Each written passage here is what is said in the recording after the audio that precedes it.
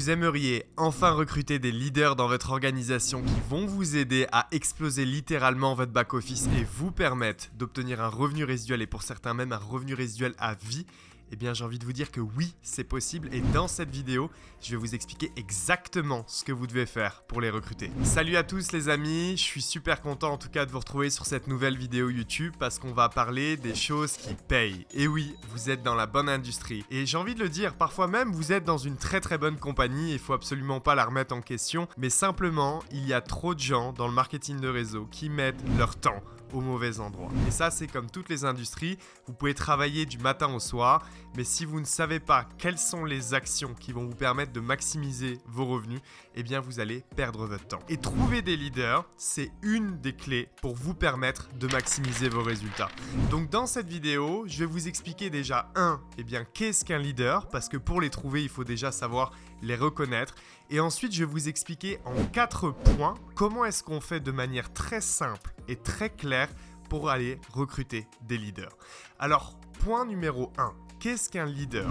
C'est vrai que dans le marketing de réseau, on va avoir tendance à qualifier les gens de leaders beaucoup trop rapidement. C'est-à-dire que vous avez vos premiers distributeurs, ils sont motivés, ils vous disent qu'avec vous, ça sera à la vie, à la mort et que dans des années, ils seront là encore à bâtir chaque jour au quotidien. Ils ont recruté leur premier client ou leur premier distributeur, ils sont un petit peu autonomes et vous les qualifiez tout de suite comme leader. Ça peut être parfois même des personnes avec un peu plus d'expérience, ils sont là depuis 1 an, 2 ans et parce qu'ils sont encore une fois autonomes, on les qualifie comme leaders et on pense que ça y est, on les a trouvés et on a déjà un revenu résiduel. Mais en fait, ça reste quand même plus complexe que ça. Je pense que si on est en train de parler là maintenant dans cette vidéo d'un revenu résiduel qui peut être un revenu résiduel à vie, parce que oui, dans le marketing de réseau, vous pouvez aller chercher ce type de revenu. Encore faut-il vraiment savoir reconnaître les personnes d'expérience qui seront capables de rester pendant des dizaines d'années.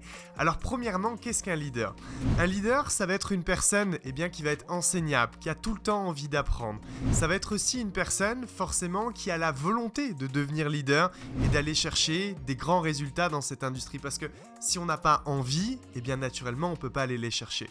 Et troisième point, ça va être quelqu'un qui a quelque chose dans le ventre. Vous voyez, on parle de faim au ventre parce que c'est le vrai terme, c'est-à-dire qu'on peut parler de pourquoi, mais quelque chose d'émotionnel. Une personne qui au final est folle amoureuse même de cette industrie, de cette ambiance, du fait de pouvoir travailler dans les 4 coins du monde, mais aussi de cet esprit en fait marketing relationnel. Et il faut quand même se le dire, ça va être aussi une personne qui a de l'influence et une personne qui est obsédée. C'est surtout ça aussi l'étoile magique un petit peu d'un leader, c'est quelqu'un qui est obsédé à l'idée de croître personnellement, toujours dans l'envie de plus, toujours dans l'envie d'aller chercher des résultats supérieurs, pas dans la suffisance, quelqu'un où on peut se rendre compte en fait que si cette personne ne croit pas personnellement, elle sent même pas très bien, vous voyez, au quotidien. Alors vous allez me dire, oulala, c'est-à-dire que si je résume, il faut être enseignable, bon là déjà on retire énormément de gens, il faut avoir envie, cette volonté, il faut avoir une faim au ventre, donc quelque part quelque chose d'émotionnel qui nous tiraille, et en plus il faut être obsédé à l'idée de croître personnellement. Ça fait quand même beaucoup de choses. Alors oui, ça fait beaucoup de choses, mais ce que j'ai envie de vous dire, c'est que croyez-moi que vous n'avez pas besoin d'avoir 20 leaders dans votre organisation pour aller même chercher des millions dans le marketing de réseau. Simplement quelques personnes. Et en fait, ça fait toute la différence. Donc c'est normal qu'elles sont plus dures à trouver parce qu'elles sont plus rares et que tout simplement, vous permettent de changer votre vie aussi plus rapidement. Alors, ce qui est très intéressant aussi dans les qualités que j'ai données à un leader, c'est que vous voyez, je n'ai pas parlé d'âge, je n'ai pas parlé de sexe, je n'ai pas parlé de qualification sociale. Donc c'est-à-dire qu'en fait, votre leader, ça pourrait être très bien une petite jeune de 18 ans ou un homme d'une 40aine d'années ou quelqu'un qui est maintenant au chômage ou quelqu'un qui est chef d'entreprise ou un sportif ou vous voyez ce que je veux vous dire ? Vous ne devez absolument pas faire des préjugés sur une apparence ou des mœurs sociaux, mais vous devez absolument prendre conscience que le ou la leaduse peut venir en fait de n'importe où et que les qualités que je viens de délivrer de cette personne-là, encore une fois, ça peut se retrouver partout. Alors, ce qui est incroyable ici, c'est que ça donne aussi énormément d'espoir parce que ça veut dire que vous pouvez trouver ces personnes-là dans la rue, sur les réseaux sociaux, vous allez manger au restaurant, vous pouvez les trouver n'importe où. C'est un petit peu en fait comme une grande chasse au trésor. Maintenant, on pourrait quand même se dire qu'il y a quand même quelques points sur lesquels on doit se focaliser pour pouvoir les attirer. Et je vais vous en donner maintenant ici, 4. Le premier point que j'ai envie de vous donner, c'est déjà de vous poser la question de est-ce que vous-même, vous vous considérez comme leader. Parce que ça part de là au final. Vous savez, on dit toujours que si on veut être capable de recruter des 10, par exemple sur une échelle de 1 à 10 en termes de valeur, il faut aussi être capable d'attirer ces gens-là et que ces gens aient envie de travailler avec nous. Donc nous, si on devait se donner une note de 1 à 10, quelle note est-ce qu'on se donnerait?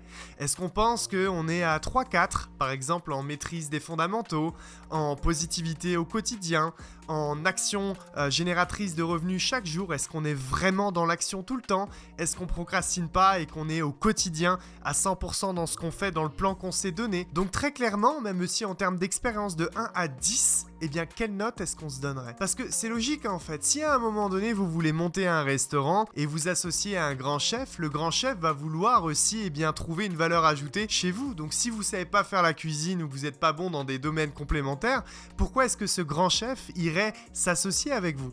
Le leader de marketing de réseau, c'est la même chose. Si vous voulez recruter des grands leaders, vous devez faire en sorte d'avoir quelque chose à apporter à ces grands leaders. Donc le point numéro 1, encore une fois, c'est est-ce qu'on se considère nous-mêmes comme être un leader. Point numéro 2, est-ce que vous affirmez au quotidien ce que vous faites dans la vie et où est-ce que vous voulez aller? Alors ça, c'est un point qui est très important parce que les grands leaders, sont des personnes qui s'assument au quotidien, sont des personnes qui savent où est-ce qu'elles veulent aller, sont des personnes qui ont envie quelque part de briser tous les records. Donc pour briser tous les records, ils le crient haut et fort. Si vous n'affirmez pas que vous êtes dans cette industrie, si vous n'affirmez pas que vous êtes dans votre compagnie, et si vous n'affirmez pas votre vision et vos objectifs, comment est-ce que vous voulez qu'ils puissent vous entendre? Comment est-ce que vous voulez qu'ils puissent vous voir? Comment est-ce que vous voulez choquer autour de vous? Et ça, c'est un élément très important, parce que vous savez, bien souvent dans le marketing de réseau, il y a des gens qui veulent pas parler de marketing de réseau. On veut même pas énoncer les mots. Pourquoi? Parce qu'on se dit que c'est mal vu, etc., etc. Mais les grands leaders sont là pour changer les codes. Ils sont là pour changer la perception aussi de notre industrie. Donc pensez à ça. Si vous voulez les recruter, il va falloir que vous puissiez vous affirmer. Point numéro 3, j'ai parlé justement de se faire reconnaître. J'ai parlé de se faire voir. Le point numéro 3, c'est justement de travailler sa visibilité. Vous savez, je vais vous dire quelque chose qui a totalement changé ma perception du business, ou plutôt un commentaire d'un de mes mentors il y a quelques années, qui m'a dit: Maxime, tu sais, tu peux être le meilleur en francophonie, en Europe et être un des meilleurs mondiaux. Si tu n'es pas connu et si les gens ne te connaissent pas, les gens ne peuvent pas travailler avec toi. Et ça, c'est le principe même de la visibilité. S'il faut, même vous qui regardez cette vidéo, vous avez des résultats totalement extraordinaires dans cette industrie. Mais si vous n'êtes pas connu, comment est-ce qu'aujourd'hui, on peut vous contacter? Comment est-ce qu'on peut vouloir avoir envie de travailler avec vous si on ne sait même pas au final qui vous êtes et on ne connaît pas la valeur que vous pourriez nous apporter? Vous comprenez ce que je veux vous dire? Le marketing de réseau ou même le monde en général, l'impact que l'on souhaite créer passe par la visibilité.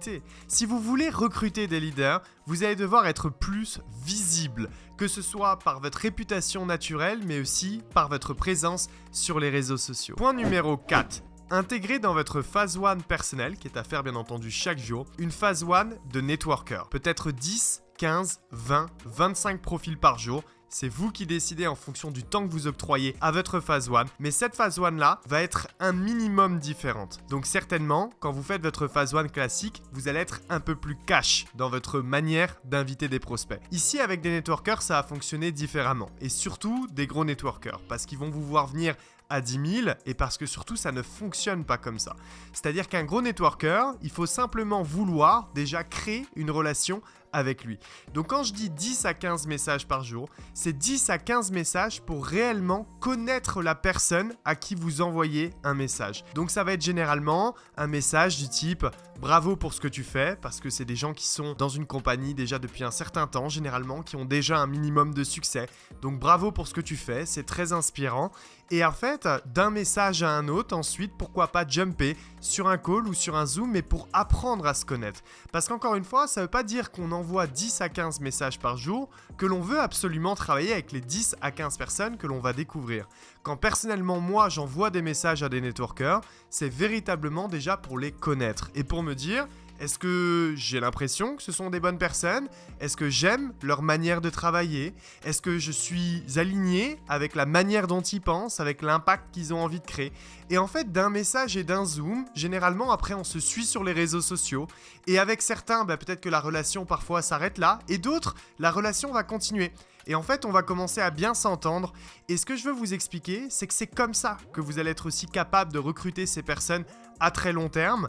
Pourquoi? Parce que peut-être encore une fois, à un moment, vos chemins vont se croiser et parce que vous vous connaissez, vous avez déjà aussi une certaine relation amicale ou pour certains, on reste sur du professionnel, mais je veux dire, on s'entend bien, on se respecte et parfois même, on peut s'admirer un minimum, eh bien, ça va faciliter votre relation pour votre prochaine expérience professionnelle ensemble. Donc, ce que je veux vous expliquer, c'est que les networkers, on est beaucoup plus sur du long terme, on est beaucoup plus sur une relation à se connaître, mais c'est quelque chose à faire au quotidien chaque jour. Il faut jamais forcer les choses, faut pas être en mode bourrin, jamais mal parler d'une compagnie, jamais critiquer leur compagnie ou les critiquer eux. Non, parce qu'on est dans la même industrie. Encore une fois, que vous ayez un business de produits ou de services ou que vous ayez même le même produit entre guillemets, vous êtes ici pour le même impact. La chose qui est la plus importante de nos jours, c'est les relations. Connaître les bonnes personnes et simplement savoir qui on est et un jour, why not? On sait jamais. Mais chaque jour, intégrer 10 à 15 ou 20 messages ou plus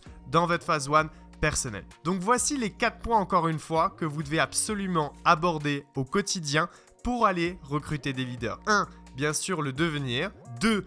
Affirmer qui vous êtes haut et fort et votre vision. 3. Êtes-vous visible au quotidien? Et 4. Vous devez chaque jour créer des relations avec des gens influents. Donc voici tous les tips que je voulais vous partager dans cette vidéo pour être capable et être en mesure d'aller recruter des leaders qui vont vous permettre de littéralement exploser votre business. Pensez à mettre un petit like si vous avez aimé forcément la vidéo et surtout la cloche de notification pour être sûr de ne rater aucune prochaine vidéo.